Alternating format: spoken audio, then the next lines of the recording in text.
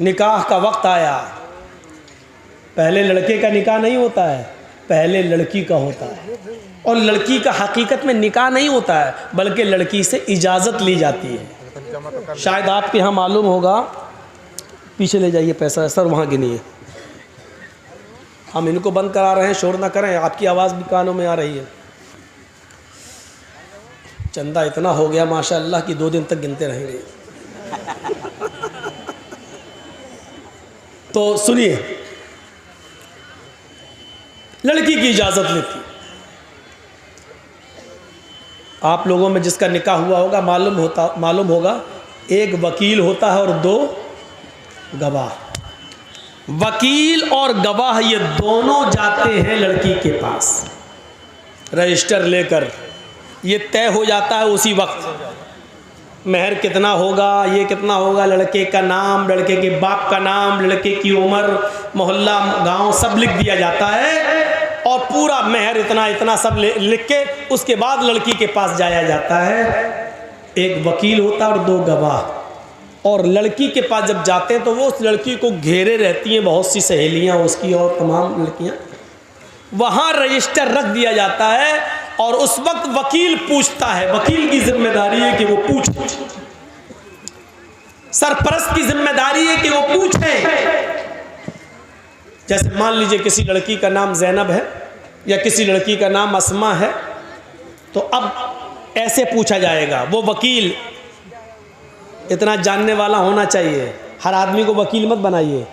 अब उस लड़की से ये पूछे कि हाँ अस्मा या हाँ ज़ैनब, फ़लाँ फ़लाँ की बेटी ज़ैनब, फ़लाँ फ़लाँ के बेटे इस नाम का, मसलन मोहम्मद असलम किसी का नाम है और उसके बाप का नाम मोहम्मद अकरम है।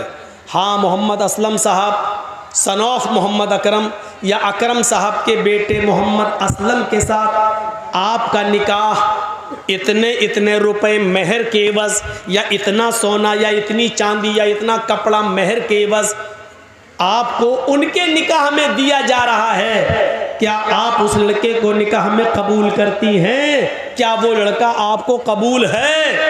वकील जोर से पूछेगा, इतनी जोर से कि उस लड़की के कान में ये आवाज़ जाए। अब 2 तरीक़े हैं। एक चीज़ तो यह है कि लड़की बोल दे हाँ मुझे वो कबूल है, और अगर नहीं बोलती है, खामोश रहती है, तो वो भी काफ़ी है।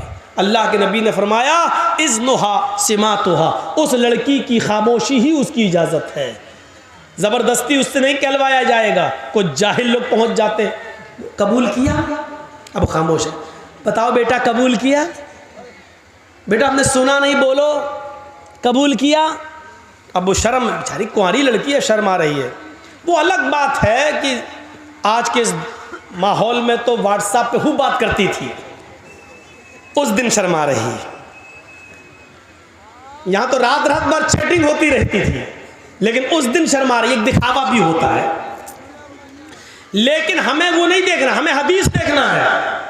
कुछ जाहिल लोग वहाँ बार बार पूछेंगे बोलो, और वहाँ उसकी सहेलियाँ बैठी रहती हैं, वो कौनी मार मार के कहती बोल बोल, अरे बोल दे, हाँ कहते मैंने कबूल किया, बोल बोल। और फिर उससे ज़बरदस्ती बुलवा कर कहती है, बेचारी कहती है कि मैंने कबूल किया। जिहालत की सारी हदें तोड़ दी जाती है। ये सबसे बड़ी जिहालत है कि उसके मुंह से कहलवाया जा रहा है। जब अल्लाह के नबी ने कह दिया इज़्नुहा सिमातुहा, उसकी खामोशी उसकी इजाज़त है। एक बार पूछिए आप, 3 बार भी पूछने की ज़रूरत नहीं है। सुना ना हो तो वो लड़की कहे जी क्या कहा आपने, तब आप दोबारा कहिए। जब वो लड़की सुन चुकी है आपकी बात, तो दोबारा आप क्यों कह रहे हैं? 3 बार आप क्यों कह रहे हैं? ना 2 बार कहना सुन्नत है, ना 3 बार कहना सुन्नत है। जोर से बोलना जरूरी है। आप पहली बार इतनी जोर से बोलिए कि लड़की सुन ले। हाँ ज़ैनब फलां की बेटी, आपका निकाह मोहम्मद असलम अकरम साहब के बेटे के साथ 5000 रुपए मबलग महर अलावा नान नफका आपको उनके निकाह में दिया जा रहा है। क्या आप उस लड़के को कबूल करती हैं? इतनी जोर से आप बोल दीजिए पहली बार, शर्म से उसका सर नीचे झुक जाएगा उसकी खामोशी उसकी इजाज़त है। अगर वो खामोश है तो समझ लो कि उसने इजाज़त दे दी।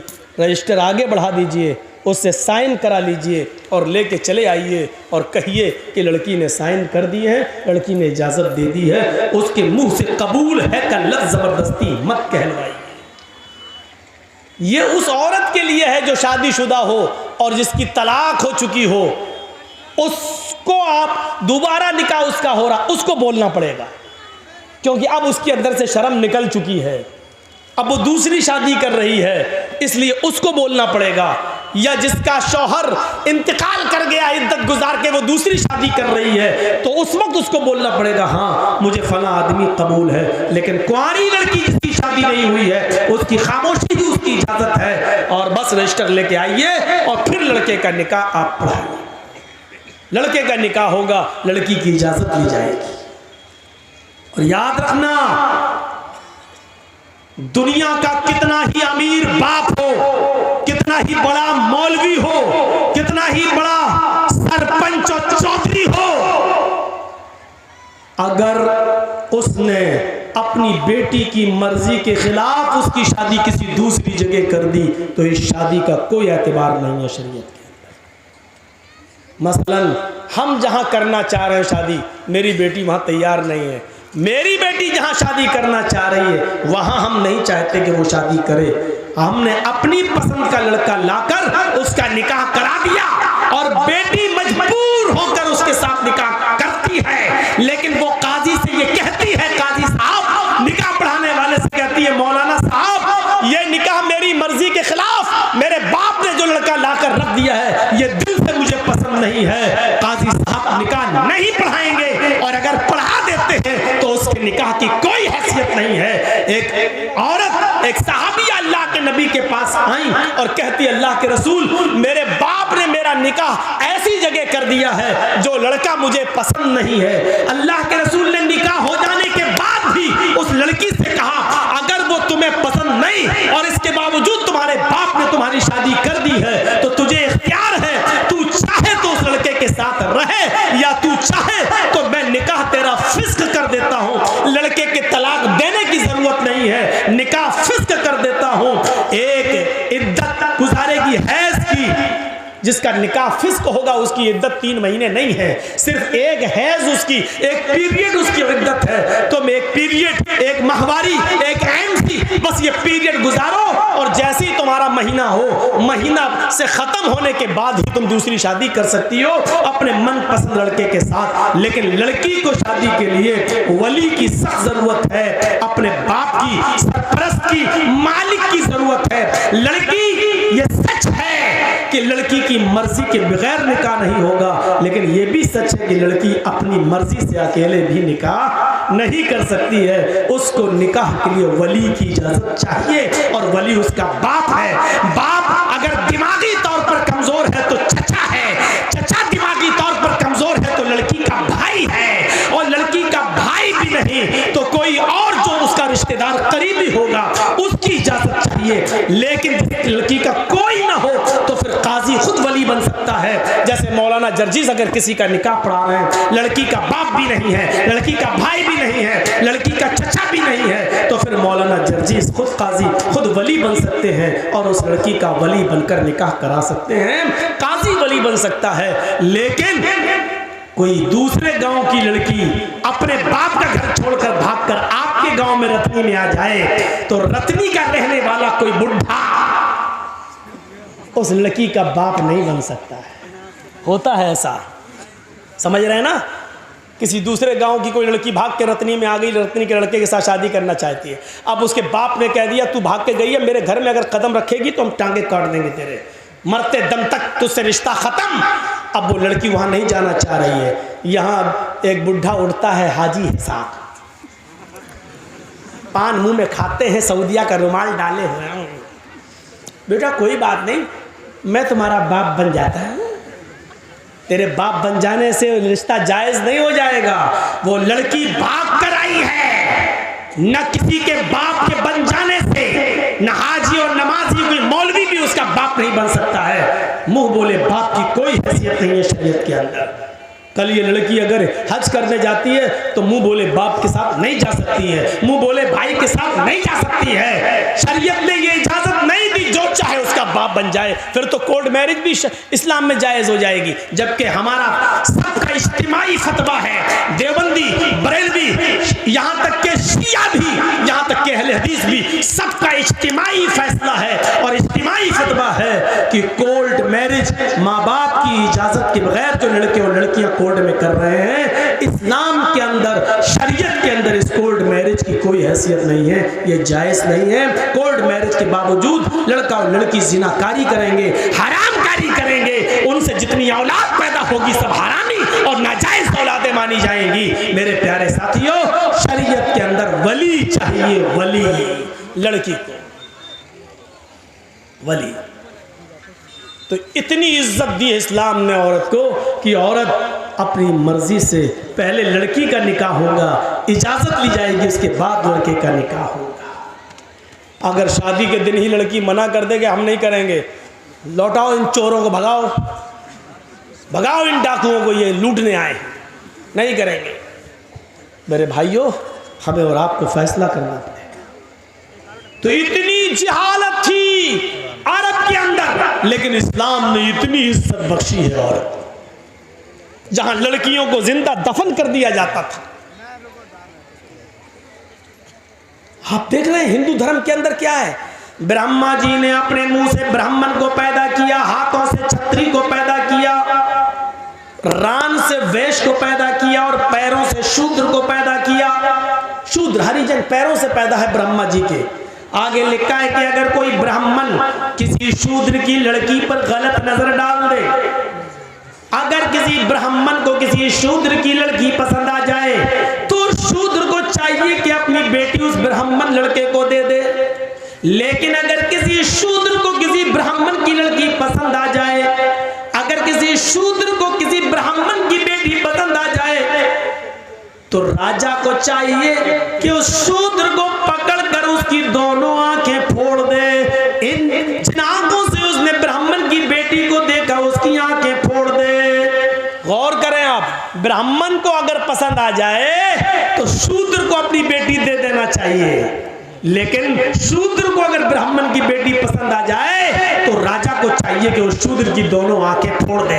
ये इज्जत है औरत की हिंदू धर्म में, देख लीजिए आप। और इस्लाम इसके बरक्स क्या कहता है कि लड़की की इजाजत के बगैर तुम निकाह तक नहीं कर सकते हो। आपने देखा है कि औरत का मकाम इस्लाम के अंदर क्या है, और मजीद देखना चाहते हो तो आओ मैं तुम्हें दिखाऊं एक औरत को क्या सम्मान दिया है। कभी हज करने गए हो? नहीं। अल्लाह ताला हम सबको तौफीक दे हज करने की। अल्लाह रब्बुल आलमीन उस मुक़द्दस मकाम पर हम सबको पहुँचाए। जब आप जाएंगे या जो लोग गए हैं उनसे पूछिए, आप पहले उम्रा करेंगे और उम्रा जब आप करेंगे तो जाते ही आप एहराम की हालत में पहले खाने काबा का तवाफ करेंगे, 7 चक्कर लगाएंगे। खाने काबा का तवाफ पूरा करने के बाद आप मकाम इब्राहिम के पास 2 रकात नमाज पढ़ेंगे। अगर वहां जगह न मिल सके भीड़ में तो पूरे खाने काबा में जहां आपको जगह मिले वहां 2 रकात आप नमाज पढ़िए। फिर आपको जो दुआ मांगना है मांगिए। उसके बाद आपको सफा और मरवा की सई करना पड़ेगी, सफा और मरवा का चक्कर लगाना पड़ेगा। आपको पहला चक्कर सफा से शुरू करना है, मरवा तक जाना है, मरवा से फिर लौट के आना है, सफा तक जाना है। आपको आने और जाने को मिलाकर 7 चक्कर लगाना है। जब सफा से मरवा की तरफ आप जाएंगे तो पहले आप नॉर्मल चाल चलेंगे, नॉर्मल, फिर हरी बत्ती लगी हुई है, ग्रीन सिग्नल। जब आप ग्रीन सिग्नल पे पहुंचेंगे तो वहां थोड़ा सा सीना तान कर, थोड़ा सा सीना तान कर, अकड़ कर ऐसे ऐसे आप दौड़ेंगे। बहुत तेज नहीं जैसे रन ले रहे हो क्रिकेट का, ऐसे नहीं, हल्का हल्का दौड़ेंगे और सीना थोड़ा सा ऐसे ऐसे ऐसे करते हुए आप हल्के हल्के दौड़, ऐसा लगे कि हाँ दौड़ रहे हैं, लेकिन स्पीड बहुत तेज नहीं, हल्की हल्की चाल से दौड़ते हुए आप जाएंगे। क्यों? आप फिर दूसरी हरी बत्ती लगी है, वहां आप फिर नॉर्मल चाल से शुरू करेंगे। फिर हरी बत्ती लगी है, फिर वहां आप सीना तानेंगे और अकड़ के चलेंगे। फिर मरवा से आते वक्त भी आप ऐसा ही करेंगे। इन मकामात पर जहां हल्का हल्का सीना तान कर दौड़ा जाता है, वहां हजरत हाजरा दौड़ी थी। जब उनके बेटे को पानी नहीं मिल रहा था, जमीन पर एड़ियां रगड़ रहे थे इस्माइल, मुंह में अंगूठा रखे चूस रहे थे, और हाजरा कह रही थी अल्लाह मेरा बेटा प्यासा है, तेरा बंदा इब्राहिम इसको तेरे सुपुर्द करके गया है, मुझे और इस बच्चे को तेरे सुपुर्द करके गया है। जब मैंने पूछा कि मुझे किसके हवाले करके जा रहे हो, किसके हवाले, इला मन ततरुकुना, हमें किसके हवाले छोड़ के जा रहे हो? तो इब्राहिम अलैहिस्सलाम ने आगे बढ़ते हुए कहा था इल्लल्लाह, आय अल्लाह मुझे और इस बच्चे को उसने तेरे हवाले किया है, तेरे सुपुर्द किया है। इस बच्चे को प्यास की शिद्दत महसूस हो रही है, इलाके में कहीं पानी नहीं है। हजरत हाजरा पानी की तलाश में पहाड़ी के ऊपर चढ़ जाती हैं, सफा से नीचे झांक कर देखती हैं, शायद कोई गांव, शायद कोई कबीला, शायद कोई मोहल्ला मुझे नजर आ जाए, दो चार आदमी रहने वाले नजर आ जाए और मैं उनसे थोड़ा सा पानी ले लूं। लेकिन पहाड़ी की ऊंचाई पर चढ़ने के बाद भी उनको नीचे कोई बस्ती नजर नहीं आई। सफा से चक्कर लगाती हैं, नॉर्मल चाल चलती हैं, फिर थोड़ी दूर सीना तान कर चलती हैं, दौड़ती हैं, फिर रुकती हैं, फिर नॉर्मल चाल चलती हैं, फिर दौड़ती हैं और मरवा पे पहुंच जाती हैं। मरवा की पहाड़ी से नीचे झांक कर देखती हैं कि कोई बस्ती मिल जाए, कोई मोहल्ला मिल जाए, कोई गांव मिल जाए जहां मैं थोड़ा सा पानी लेकर अपने बच्चे को पिला सकूं। लेकिन मरवा की पहाड़ी के नीचे भी कोई बस्ती आबाद नहीं है। लेकिन अपने बच्चे को देखती है, होठ में अंगूठा रखे हुए है, अपने बच्चे की प्यास की खातिर फिर मरवा से सफा, फिर सफा से मरवा, फिर मरवा से सफा, फिर सफा से मरवा, 7 चक्कर लगाकर अपने बेटे के पास आकर बैठ जाती है और कहती है अल्लाह जितना मैं औरत होकर कर सकती थी कर लिया, एक लेडी होकर कर सकती थी कर लिया, जितना दौड़ सकती थी दौड़ चुकी, जितनी मेहनत कर सकती थी कर ली, अब ताकत मेरे बस से बाहर हो चुकी है। अल्लाह तू ही गैब से मदद फरमा, इस इस्माइल के लिए पानी का इंतजाम कर दे। अल्लाह इसको मेरा शौहर मुझे और इस बच्चे को तेरे हवाले करके गया है। अल्लाह ने कहा जिब्रील क्या देखते हो, मेरी बंदी ने मुझे पुकारा है और मेरा बंदा इब्राहिम मेरे हवाले करके गया है, मेरे भरोसे पर छोड़ कर गया है और मेरे ही रास्ते में गया है। जाओ जहां इस्माइल पैरों की एड़ियां रगड़ रहे, तुम अपना पर वहीं पर मारो। जिब्रील अमीन आसमान से नीचे उतरते हैं और जहां इस्माइल एड़ियां रगड़ रहे थे वहीं पर मारते हैं और पानी का चश्मा जारी हो जाता है, पानी बहने लगता है। हाजरा उस पानी को देखकर खुश हो जाती हैं और उसको मुंडेर बांधने लगती है। पानी इधर उधर बहने लगा, वो सोच रही थी कि पानी कहीं ख़त्म ना हो जाए, इसलिए समेटने लगी। कितना समेटेंगी, पानी का चश्मा निकल रहा है, पानी इधर उधर ऐसे समेट रही है और अब अबरानी ज़बान में कह रही है जम जम, ये अरबी का जुमला नहीं है। जम जम जम जम जम का मतलब होता रुक रुक, ठहर ठहर, कहाँ जा रहा, रुक, जम जम, बार बार कह रही जम जम यानी रुक रुक, जम जम ठहर ठहर, ये बार बार कह रही हैं। लेकिन पानी कहाँ ठहरने वाला है, वो समेटती हैं, पानी बह जाता है। हजरत हाजरा मिट्टी से मुंडेर बांध देती हैं ताकि पानी इधर उधर न जाए, इसी में जमा हो जाए। मेरे भाइयों, अल्लाह के नबी ने फरमाया अल्लाह हाजरा पर रहम फरमाए। अगर हाजरा ने उस पानी की बाउंडेशन न की होती, हाजरा ने उस पानी की मुंडेर न बांधी होती, हाजरा ने उस पानी को रोका ना होता, तो अल्लाह उस पानी को सारी दुनिया में पहुंचा देता। और जो चीज़ आम हो जाए फिर उसकी कदर नहीं होती। देख रहे हो ना, गंगा का पानी हर जगह बहता फिरता, कोई कदर है? जो चाहता उसमें लेट्रिन कर देता, जो चाहता पेशाब कर देता है, जो चाहता उसमें पायखाना कर रहा है, जो चाहता उसमें गंदगी फेंक रहा। बार बार योगी और मोदी सरकारों को लोग ललकार रहे हैं, तुम तो कह रहे थे हम गंगा की सफाई करेंगे, आज तक गंगा की सफाई नहीं हुई है। सरकारें कटघरे में खड़ी हैं, गंगा की सफाई नहीं हो पा रही है। अब इस पानी की कोई कदर नहीं, क्योंकि जो चीज़ आम हो जाती है उसकी कोई कदर नहीं होती है। आज जमजम की कदर इसलिए है क्योंकि वो आम नहीं हुआ है। हजरत हाजरा ने उसकी मुडेर बांधी। अब आपको जो बताना चाहता हूँ ये, हाजरा सफ़ा से मरवा तक जा रही हैं, कहीं कहीं सीना तान के जा रही हैं और दौड़ती हुई जा रही हैं। हर हाजी को जहाँ पे हाजरा दौड़ी थी, आज हाजरा की सुन्नत को ज़िंदा करना पड़ता है। वहाँ हर हाजी को थोड़ा सा या उम्रा करने वाले को सीना तान कर दौड़ना पड़ता है। अल्लाह के रसूल ने औरतों को मना कर दिया है, फरमाया है कि हमारी उम्मत की औरतें सीना तान कर नहीं दौड़ेंगी, वो अपनी नॉर्मल चाल में चलेंगी। लेकिन अल्लाह के रसूल ने हाजियों को, मर्दों को ये हुक्म दिया है कि उनको हाजरा की इस अदा को जिंदा करना होगा। जहाँ हाजरा नॉर्मल दौड़ी थी तुम्हें नॉर्मल दौड़ना है, और जहाँ हाजरा तेज दौड़ी थी वहां तुम्हें थोड़ा तेज दौड़ना है। जहाँ हाजरा ने थोड़ा सीना निकाल कर दौड़ी थी वहां तुम्हें थोड़ा सा सीना निकाल के दौड़ना है। मेरे भाइयों, हाजी और मोतमिर, उम्रा करने वाला हाजरा की इस अदा को जिंदा करता है, और इसको अल्लाह रब्बुल आलमीन ने हज और उम्रा जैसी इबादत का एक हिस्सा बना दिया है। जहां हाजरा के पैर दौड़ रहे हैं वही हाजी का पैर, और इसको इबादत। गौर करो, लिखो मीडिया वालों, लिखो अगर तुम्हारे कलम में ताकत है, सीआईडी वालों और वो लोग जो ये कहते हैं कि इस्लाम ने औरतों को पर्दे की चार दीवारी में बांध दिया है, औरतों पर जुल्म किया है, औरतों को घर से बाहर निकलने की इजाजत नहीं है। औरत को इस्लाम ने ये इज्जत दी है कि जहां हाजरा तेज दौड़ी वहां तुम्हें भी दौड़ना है, जहां हाजरा सीना निकाल के दौड़ी वहां तुम्हें भी निकालना है। और जब तक कोई हाजरा की सुन्नत को जिंदा नहीं करेगा, अल्लाह उसके हज और उम्रे को कबूल नहीं करेगा। हाजरा के नक्शे पाक को, हाजरा के नक्शे कदम को अल्लाह ने अपनी इबादत का एक हिस्सा बना दिया है। एक औरत के नक्शे कदम को अल्लाह ने अपनी इबादत बना दिया हो, इससे बड़ा एक औरत का मकाम क्या हो सकता है? इससे बड़ी एक औरत की इज्जत क्या हो सकती है? इससे बड़ा एक औरत का सम्मान क्या हो सकता है? कोई किसी मजहब ने औरत के पैर, औरत के हाथ, औरत के कदम को अपनी इबादत का हिस्सा नहीं बनाया है। आज भी देख लीजिए, हिंदू धर्म के अंदर बीवी की लंबी उम्र के लिए कोई रोजा और इबादत नहीं है, लेकिन आदमी की लंबी उम्र के लिए औरतों को करवा चौथ का रोजा रखना पड़ता है। यहां उल्टी गंगा बहती है।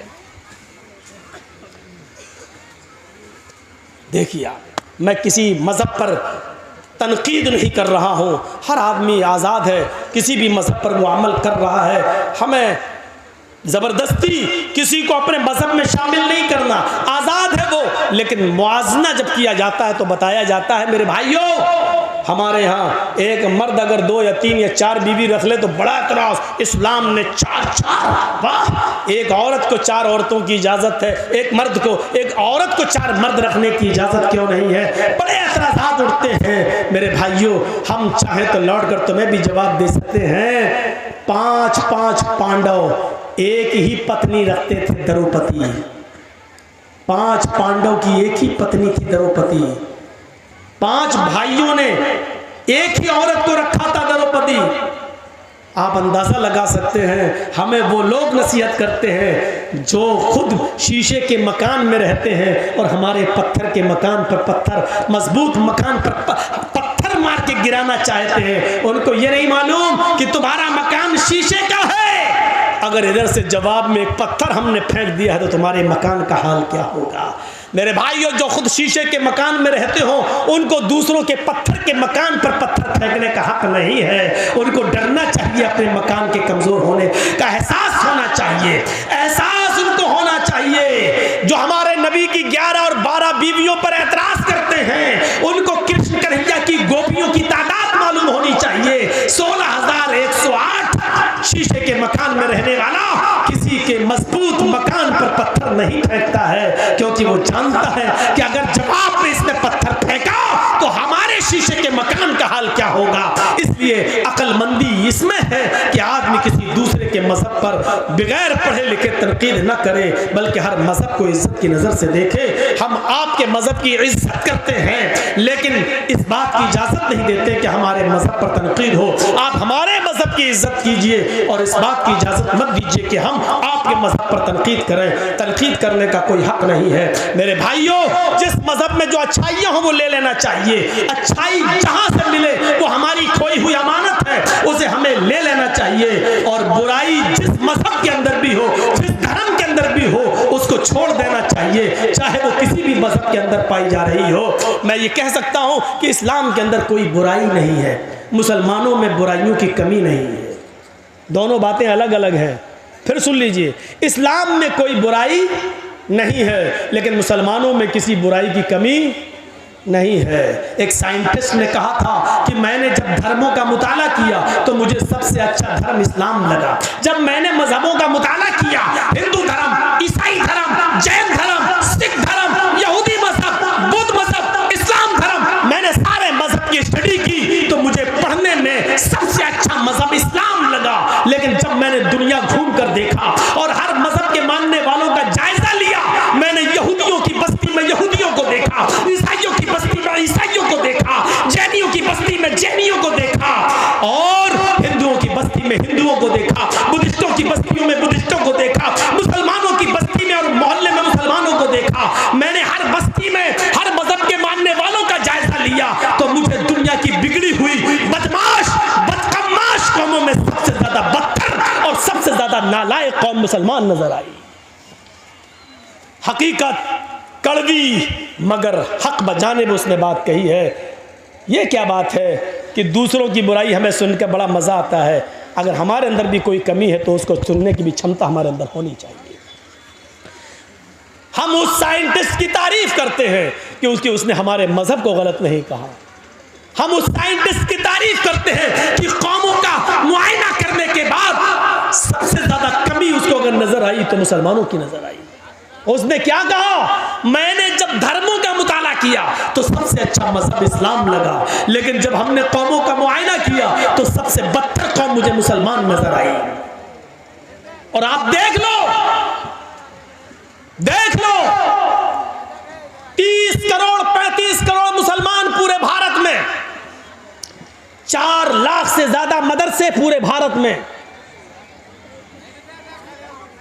4 लाख से ज्यादा पूरे भारत में मदरसे, 50 लाख से ज्यादा उलमा। एक लिस्ट दे रहा हूं आपको, गौर कीजिए।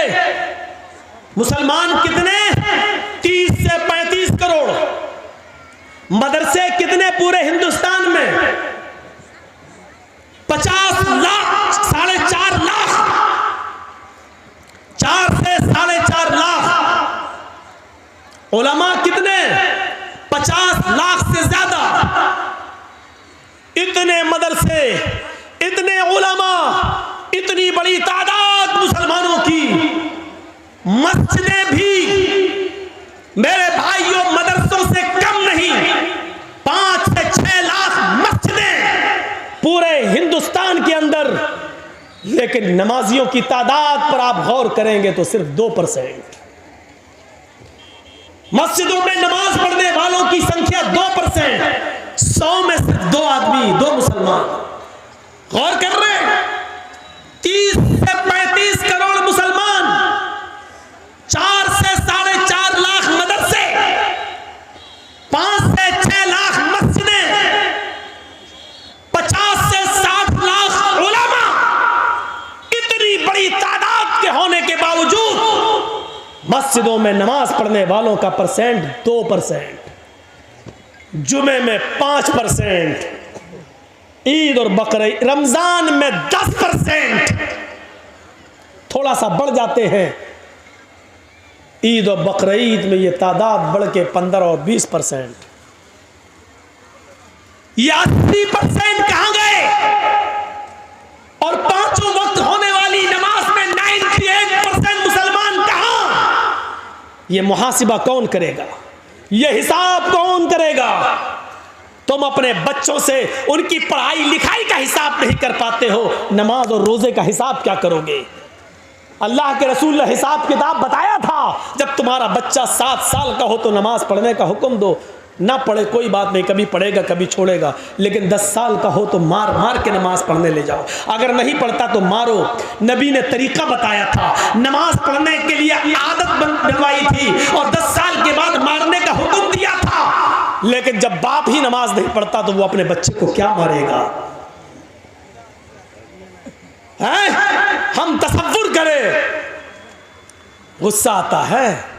मैं ये नहीं कहूंगा कि गुस्सा नहीं आना चाहिए, गुस्सा जिंदों को आता है, मुर्दों को नहीं। गुस्सा जिंदों को आता है, मुर्दों को नहीं। मैं बिल्कुल नहीं कहूंगा कि तुम्हें गुस्सा नहीं आना चाहिए, गुस्सा आना चाहिए, लेकिन गुस्सा कब आना चाहिए? कब? जब कोई जय श्री राम का नारा लगाए तो उसके जवाब में तुम अल्लाहु अकबर का नहीं। गुस्सा तब आना चाहिए जब आप अपने बेटे के हाथ में शराब की बोतल देखें। गुस्सा तब आना चाहिए जब रात के 12 बजे आपकी जवान बेटी बिस्तर पर लिहाफ और रजाई के अंदर मोबाइल चला रही है और फेसबुक चला रही है, एंड्रॉइड मोबाइल इस्तेमाल कर रही है। आपको गुस्सा आना चाहिए। आपको गुस्सा आना चाहिए कि आपकी बीवी पूरे दिन बाजार में शॉपिंग करती रही और शाम को घर आई। आपको गुस्सा आना चाहिए कि बेपर्दगी के साथ वो घर से निकली तो किसकी इजाजत लेके गई। आपको गुस्सा आना चाहिए कि आपकी बेटी स्कूल जाती है तो किसके साथ जाती है और किसके साथ आती है। उसके आने और ले जाने के लिए कौन, आपने किसको मुतय्यन किया है। अकेले अगर जाती है या मोहल्ले की चंद सहेलियों के साथ जाती है तो आपको मोहल्ले और गांव की चंद सहेलियों पर एतबार कैसे है? क्योंकि सहेलियां एक दूसरे की सहेली होती है। तो मेरी मत कहना, मैं तुम्हारी नहीं कहूंगी। तुम अपने बॉयफ्रेंड के साथ जाओ, हम अपने बॉयफ्रेंड के साथ जाते हैं और घर जब पहुंचेंगे तो हम लोग एक साथ हो लेंगे, तुम हमें फला जगह पे मिल जाना। आपने अपनी बेटी को गांव की चंद लड़कियों के साथ स्कूल जाने की इजाजत कैसे दे दी? और दे दी तो आपने उसका पीछा करके कभी देखा? कभी आपने पूछा कि स्कूल से ये लड़की कितने बजे गई, हमारे घर पे कब पहुंचती है? ये हिसाब किताब कौन करेगा?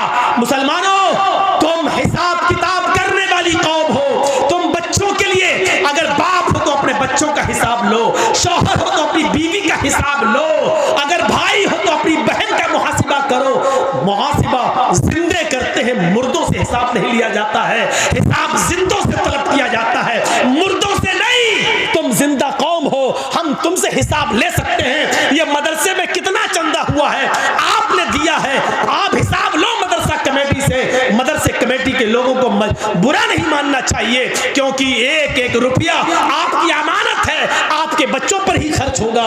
इसलिए हिसाब जिंदे लेते हैं, हिसाब जिंदे देते हैं। हजरत उमर जब मिंबर पे खड़े हुए और नई कमीज पहनकर खुतबा देने लगे तो एक नौजवान उठा और कहने लगा, उमर खुतबा देना बंद कर, तकरीर करना बंद कर, खुतबा नहीं देने दूंगा। हजरत उमर ने कहा, क्यों, वजह क्या है? कहा, पहले इस बात का हिसाब दो, ये नया कुर्ता तुम्हारे पास कहां से आया? तुम्हारी तनख्वाह बैतुल माल से इतनी नहीं है कि तुम नई कमीज सिला सको, आज नया कुर्ता तुम्हारे पास कहां से आया? हजरत उमर कहने लगे कि इसकी सफाई मेरा बेटा देगा। हजरत उमर फारूक का बेटा उठता है, सफाई पेश करता है कि बैतुल माल में जो चादरें आई थी वो सारे मुसलमानों में तकसीम होना थी। एक एक चादर सबको मिली, मेरे बाप को भी एक चादर मिली, मेरे बाप ने उसी चादर की कमीज बनवा ली है। नौजवान खड़ा होता और कहता, अमीरुल मोमिनीन, एक एक चादर सबको मिली थी, मुझे भी मिली थी। मैं दर्जी के पास गया था, टेलर के पास गया था, मैंने अपना माप दिया, उस चादर में मेरी कमीज नहीं बनी। तुम तो हमसे ज्यादा लंबे हो, हमसे ज्यादा चौड़े हो, हमसे ज्यादा लंबे चौड़े हो और मोटे तंदुरुस्त भी हो, फिर तुम्हारी एक चादर में कमीज कैसे बन गई? उनके बेटे ने खड़े होकर जवाब दिया, नौजवान, एक चादर मुझे भी मिली थी, सबको एक एक चादर मिली थी, मेरे बाप को भी मिली, मुझे भी मिली, सबको एक एक मिली तो उसमें मुझे भी मिली। मेरे बाप की अपनी चादर में जब कमीज नहीं बनी तो मैंने अपनी चादर भी अपने बाप को दे दी। मेरी और अपनी दोनों कमीजें मिलाकर मेरे बाप ने दोनों चादरें मिलाकर कमीज बना ली। नौजवान कहने लगा, बैठ गया, अमीरुल मोमिनीन, अब मुझे इत्मीनान हो गया, अब मैं सेटिस्फाई हो गया, अब आप खुतबा दीजिए। जिंदा लोग हिसाब लेते हैं और जिंदा लोग हिसाब देते हैं। ना हिसाब लेने पर गुस्सा होना चाहिए, ना हिसाब देने पर गुस्सा होना चाहिए। हिसाब जिंदे ले लेते हैं, हिसाब जिंदा देते हैं। गुस्सा जिंदों को आता है, मुर्दों को नहीं। हम नहीं कहते कि गुस्सा दबाओ, हम नहीं कहते कि गुस्से को तुम पी जाओ, हम कहते हैं गुस्सा उठाओ, गुस्सा उभारो, गुस्सा निकालो, भड़ास निकालो, लेकिन जायज जगह पर, नाजायज जगह पर नहीं। अल्लाह के नबी को भी गुस्सा आता था, और गुस्सा इतना आता था कि आपकी आंखें सुर्ख हो जाती थी और ऐसा लगता था जैसे किसी ने अनार का रस, अनार का जूस किसी ने नबी अकरम की आंखों में डाल दिया हो। इतना गुस्सा आता था जनाब मोहम्मद रसूलुल्लाह को, लेकिन नाजायज बात पर नहीं, जायज बात पर गुस्सा आता था। आज दुनिया की कौमें आज हमारा मजाक उड़ाती हैं और हम मुश्तइल हो जाते हैं। यहाँ गुस्सा नहीं आना चाहिए। मसलन अभी कुछ दिनों पहले एक आदमी ने इस्लाम को बहुत बदनाम किया, कुरान को लेकर बहुत बातें कही, हमारे नबी को लेकर बहुत बातें कही, लेकिन हम नहीं समझ पाए कि वो सारी बातें कहने के पीछे कौन है। हम नहीं समझ पाए, वो बातें कह नहीं रहा, उससे कहलवाई जा रही है, और कौन कहलवा रहा है ये भी मैं जानता हूं, लेकिन हम ना नाम ले रहे हैं, ना आपको बताना चाहते हैं और ना नाम लेना चाहते हैं। जब तक आप इन चैनलों पर पाबंदी नहीं लगाएंगे, हमने नाम लेना बंद कर दिया है, क्योंकि इन चैनल वालों ने मुझे कहीं का नहीं छोड़ा है। मेरे ऊपर इतने केस करवाए हैं, इतने केस करवाए हैं कि मैं ज़िंदगी में कभी इनको माफ़ नहीं कर सकता। मना करने के बावजूद इन्होंने वही चीज़ें डाली हैं जिन चीज़ों से मैंने इनको रोका था। सिर्फ इनके अकाउंट में पैसा आ रहा है, चलाओ बेटा, जितना चला सकते हो चलाओ, लेकिन याद रखना मरना तुम्हें भी है, तुम्हें भी मरना है। और मैंने अब ऐलान कर दिया है, अब जब भी कोई मुझसे जलसे की डेट लेगा तो मेरी पहली शर्त होगी कि कोई भी चैनल वाला नहीं आएगा। ये दिसंबर का महीना ख़त्म हो रहा है, 3-4 दिन और रह गए हैं। अब जनवरी में मेरा यहाँ कोई प्रोग्राम नहीं है, मैं बम्बई जा रहा हूँ, और फरवरी से जितने भी प्रोग्राम होंगे सबके साथ ये शर्त लग चुकी है कि कोई चैनल वाला हमारे जलसे में नहीं आएगा। आएगा तो मैं नहीं आऊँगा, और धोखा एक बार दोगे, बार बार नहीं। जिस जलसे में मैंने किसी चैनल वाले को देख लिया, मैं जिसको बुलाऊंगा, जो मेरे लिए अच्छा होगा और मेरे कहने के मुताबिक जो स्पीच जो देता, उसको बस बुलाएंगे, किसी को नहीं बुलाएंगे। जो मेरे कहने पर चलेगा बस वही, और वो 1-2 आदमी है, इससे ज़्यादा मैं किसी को इजाज़त नहीं दूंगा। ये 1 फरवरी से मैं ये कानून नाफिज कर दिया हूँ। दिसंबर तक चूँकि दे चुका था प्रोग्राम, इसलिए मैं किसी को रोक नहीं पाया। याद रखिए, आज तक, आज की तारीख बता रहा हूँ, अब तो 26 हो गई, 25 तारीख को ये जलसा रखा था हमारे मुखिया जी ने। 25 तारीख मैं बता रहा हूँ आपको, मैं आपके बिस्तर पर लेटा हूँ मुखिया जी के घर, और जी हिंदुस्तान में आज भी मेरे बारे में चलाया गया है। आज भी जी हिंदुस्तान मुझे दिखा रहा है, आज भी उसने यही बिहार और बंगाल की तकरीरों की कटिंग आज भी उसने पेश की है। मैंने तुम्हारा सुअरपना देख लिया है। मैं ये जुमला बोल रहा हूँ, तुम्हारी आंखों में सुअर का बाल है। बहुत अच्छी तरीके से मैं समझ गया हूँ, इन चैनल वालों को मैं कभी माफ़ नहीं करूँगा। मेरे भाइयों, तकलीफ दिल से होती है, मना करने के बावजूद इन्होंने वही हरामीपना दिखाया है, वही हरामीपना। मुझे इनके माँ बाप से पूछना पड़ेगा, ये तुम्हारी औलाद दिन में पैदा हुई थी कि रात में? तुम्हारी भी बात मानती है कि नहीं मानती है, ये मुझे पूछना पड़ेगा इनके माँ बाप से। लगता है ये ज़रूर रात में पैदा हुए होंगे, क्योंकि रात में पैदा होने वाली अक्सर औलाद नाफरमान, मैं कानून नहीं बता रहा हूँ, ना कोई मौलाना कौन सी हदीस में आया है, मैं बता नहीं रहा हूँ ना, आप ये पूछें, ये इनमें अक्सर रात में पैदा हुए होंगे। तो मेरे भाइयों, कहना तो बहुत कुछ चाहता हूँ, लेकिन छोड़ देता हूँ। गुस्सा तो बहुत है मेरे अंदर। फिर मैंने कहा था ना, गुस्सा जिंदों को आता है, मुर्दों को नहीं। मेरी इस बात को याद रखना। लेकिन वो गुस्सा अगर आया तो वो मेरा नाजायज़ गुस्सा हो जाएगा। उतना हमें नहीं बोलना था, इसलिए हम रोक रहे हैं अपने आप को। चलिए 1 फरवरी से तुम खुद ही रुक जाओगे। तो मेरे भाइयों, मैं यही कह रहा हूँ कि अपना हिसाब करो, अपने बच्चों का हिसाब करो। पूछो, आज की नौजवान नस्ल, हमारी बेटियाँ, हमारी लड़कियाँ, आप बैठे हो, खामोश हो, सोचो क्या प्लानिंग हो रही है हमारी बेटियों के बारे में। कभी सोचा आपने ठंडे दिल से? कभी सोचा है आपने? सोचिए, मंसूबे क्या हो रहे हैं। गुस्सा आना चाहिए, लेकिन जायज जगह पर, नाजायज जगह पर नहीं। एक आदमी को साथ मिला सरकार का, गवर्नमेंट का, और उस आदमी ने कुरान का मजाक उड़ाया, हमने उसको नंगा किया। एक आदमी जय श्री राम के नारे लगाकर हमें उकसाता है, हमें मुश्तइल करता है, और हम भी उसके जोश में आ जाते हैं और हम भी उसके अपोजिट दूसरे नारे लगाते हैं। अरे यही तो वो चाह रहा था, आपने जो चाह रहा था आपने उसके मकसद को पूरा कर दिया, आपने उसके मकसद को पूरा कर दिया। आपको ऐसा नहीं करना था। नहीं, आपको मालूम है कि हिंदुस्तान में उनका कुछ नहीं होगा। एक है ना डासना का पंडित, डासना का, अरे उत्तर प्रदेश में डासना नाम की एक जगह, वहाँ का एक पंडित है ना, कितना भड़काता है, कितना बरगलाता है। टीवी, एनडीटीवी ने तो बाकायदा दिया कि ये अभी तक जेल में क्यों नहीं गया। देखिए कितना बरगलाता है, लेकिन ज़रूरी नहीं कि जो आदमी हमें बरगलाए हम भी वैसा ही जवाब दें, कोई ज़रूरी नहीं है। मेरे भाइयों, शॉर्टकट में एक जवाब दे दूँ आपको, अक्लमंदी ये नहीं है। अगर कोई पागल कुत्ता मेरे पैर में काट ले, जर्जीस को अगर कोई पागल कुत्ता काट ले, तो क्या जर्जीस भी उस पागल कुत्ते को काटे? बताइए तो, क्या ये अक्लमंदी होगी? अगर कोई पागल कुत्ता काट लिया हमारे पैर में, अब जर्जीस को गुस्सा, कमीने तूने काटा, पकड़ पकड़ पकड़, हम भी काटेंगे, पकड़वाया और काट रहे उसको, तो उससे बड़े पागल तो हम हो गए। तो कुछ लोगों का दिमाग खराब हो चुका है। किस नशे में हो चुका है? उनके साथ पुलिस की ताकत है, उनके पास एसएसपी और डीएम की ताकत है, उनके पास हुकूमत की ताकत है। वो जानते हैं कुछ भी कह देंगे हमारा कुछ नहीं होगा। इस नशे में, हुकूमत के नशे में, पुलिस और एसपी और डीएम की ताकत के नशे ने उनको पागल कर दिया है। वो हमें बरगलाएंगे। अक्लमंदी यह है कि उनके बरगलाने में हम ना आए।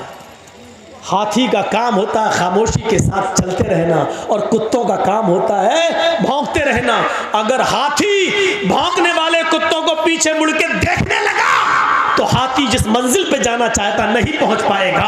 हाथी चलता रहता है, वो जानता है कि ये कुत्ते हैं, इनकी आदत भौंकने की है, भौंकते रहेंगे, थक जाएंगे, खुद ही छोड़ देंगे। इन भौंकने वाले कुत्तों को उनकी हालत में छोड़ दो। हम भौंकने वाले कुत्तों का नाम भी ले देते, लेकिन इन यूट्यूबर वालों की वजह से नहीं ले रहे हैं। आप समझ जाओ, और जिसने इन भौंकने वाले कुत्तों को समझ लिया वो पूरी तकरीर समझ गया। समझ लो कि वो कामयाब हो गया। मेरे भाइयों, ये यूट्यूबर वाले तुम्हें समझने नहीं दे रहे हैं, लेकिन हमने तुम्हें समझा दिया इशारों में। जो इन भौंकने वाले कुत्तों को समझ जाए वो पूरा जलसा समझ गया, और समझ लो कि मुखिया जी के कराए हुए जलसे को आपने कामयाब कर दिया। मेरा इशारा समझ जाओ, भौंकने वाले कुत्ते कौन हैं, और हाथी बनने की कोशिश करो। खामोशी के साथ चले जाओ और भौंकने वाले कुत्तों के भौंकने का जवाब मत दो। यही तुम्हें इस्लाम ने सिखाया। अपनी आदत बदलो, वरना काटे जाओगे और मारे जाओगे, पकड़े तुम ही जाओगे। आपको मालूम है एक तालाब पर बह रहा था एक नदी, ऊपर पहाड़ से एक नदी के पानी इधर से आ रहा था, नदी बह रही थी, और जहां से पानी बह रहा था वहां शेर पानी पी रहा था और दूसरी तरफ बकरी पानी पी रही थी। मैं तुम्हारे हालात बतला रहा हूं, सुनो, इशारों में बतला रहा हूं, समझ लो। उधर पानी शेर पी रहा है, इधर पानी बकरी पी रही है। पानी शेर की तरफ से बहता हुआ आ रहा है और बकरी। मोबाइल अपना बंद करो, मुझे मालूम है आजकल भंगियों चमारों के पास भी मोबाइल होते हैं। बंद करो, यहाँ टूटू हो रही है। रात के 2:22 पर किसका फ़ोन आ रहा होगा, सोचो तो ज़रा। तो दिमाग लगाओ बेटा, जिस स्कूल में तुम पढ़ते हो मैं उसका हेडमास्टर रह चुका हूँ, ये सब मत बताओ। यहाँ से सुनिए, जहाँ से शेर पानी पी रहा है इधर बकरी पानी पी रही है, तो शेर ने, दोनों ने एक साथ मुंह लगाया। शेर को तो बहाना चाहिए था। शेर ने कहा, है बकरी, तूने मेरे पानी को झूठा क्यों किया? अब देखो उल्टा बोल रहा है। जबकि पानी शेर झूठा कर रहा है और पानी शेर की तरफ से बहता हुआ बकरी के पास आ रहा है। शेर का झूठा पानी बकरी पी रही है, लेकिन शेर ने बकरी से क्या कहा, तूने मेरा पानी झूठा क्यों किया? बकरी कहने लगी, जंगल के राजा, मैंने कहाँ झूठा किया है? पानी तो आपकी तरफ से बहता हुआ आ रहा था, आपका झूठा पानी मेरी तरफ आ रहा था, मैंने तो आपका झूठा पानी पिया। बकरी का ये जवाब सुना शेर ने तो कहा, अच्छा मुंह भी चला रही है, मुझसे बहस भी कर रही है। आया और मारा पंजा और फाड़ दिया बकरी को और खा गया। ये सूरत हाल है तुम्हारी और हमारी। अगर हम जायज़ बात भी करेंगे तो पकड़ी जाएगी, और वो नाजायज़ बात भी करेंगे तो नहीं, क्योंकि पावर है, नशा है। नशा उतरता अच्छे अच्छों का उतरा तो तुम्हारा क्या है? फिरौन का उतरा, कारून का उतरा, नमरूद का उतरा, हिटलर का उतरा, तुम्हारा भी उतरेगा। जाओगे कहां? नशा उतरना है, आज नहीं तो कल। और राहत इंदौरी ने कभी कहा था, जो आज साहिबे मसनद हैं कल नहीं होंगे। जो आज साहिबे मसनद हैं कल नहीं होंगे। किराएदार हैं, जाती मकान थोड़ी है। यूपी में हवा बदल रही है, हालात किस तरफ जा रहे हैं हमें मालूम है। बस जरूरत है अक्लमंदी से काम लेने की। बिहार वालों ने थोड़ी सी गलती कर दी, आज बीजेपी और जनता दल यू की गवर्नमेंट बन गई। वो गलती कहां है उस तरफ हम इशारा नहीं करना चाहते। बंगाल वालों ने उस गलती को नहीं दोहराया तो आज पैर उखड़ गए। इसी फर्क को अगर यूपी के मुसलमान समझ लिए तो इंशाअल्लाह उधर की फिजा भी बदल जाएगी। मेरे भाइयों, जरूरत है अक्ल और शऊर से काम लेने की। ये नहीं देखना है हमारा कौन तुम्हारा कौन, ये देखना है कि हमारा कम नुकसान किसमें है और ज्यादा नुकसान किसमें है। इस चीज की जरूरत है आज। आपको मालूम है, अपने अंजाम से बाखबर रहिए। एक मिसाल और देता हूं, बड़ी अच्छी मिसाल है। एक शेर, सुनिएगा मिसाल। ए भैया बैठ जाओ, ए चाय वाले बैठ जाओ, बहुत बिक चुकी है तेरी चाय। बड़ी अच्छी मिसाल है, जरा देखिए। एक जंगल के अंदर शेर भी शिकार के लिए निकला, भेड़िया भी शिकार के लिए निकला और लोमड़ी भी शिकार के लिए निकली। शेर, भेड़िया और लोमड़ी तीनों ने शिकार किया और तीनों ने एक एक शिकार कर लिया। शेर ने हिरन मार दिया, भेड़िए ने बकरी का शिकार किया और लोमड़ी ने खरगोश का शिकार किया। शेर ने कहा भेड़िए से, तुम तकसीम कर दो, बंटवारा कर दो, कौन किसका हिस्सा है, कौन क्या खाएगा। देख रहे हैं, शेर तो राजा होता है, मतलब पावर में। शेर का मतलब आप दिमाग कहीं और ले जाइएगा, मैं नाम नहीं लूंगा इन कमीनों की वजह से। कितना मजबूर कर दिया है आपने, सोचा आपने, अंदाजा लगाया कितना मजबूर कर दिया आपने मुझे। तो सुनो, शेर जब मैं बोलूं तो कुछ और सोचना, मैं नाम नहीं लूंगा। तो शेर ने हिरन मारा, भेड़िए ने बकरी का शिकार किया और लोमड़ी ने खरगोश का। शेर ने कहा, मतलब पावरफुल, भेड़िए से कहा इंसाफ कर दो, फैसला कर दो, कौन क्या खाएगा। भेड़िए ने कहा बहुत आसान है। कहा क्या? कहा हिरन आप खा लीजिए, बकरी मैं ले लेता हूं, लोमड़ी खरगोश ले लेगी। शेर को गुस्सा आ गया,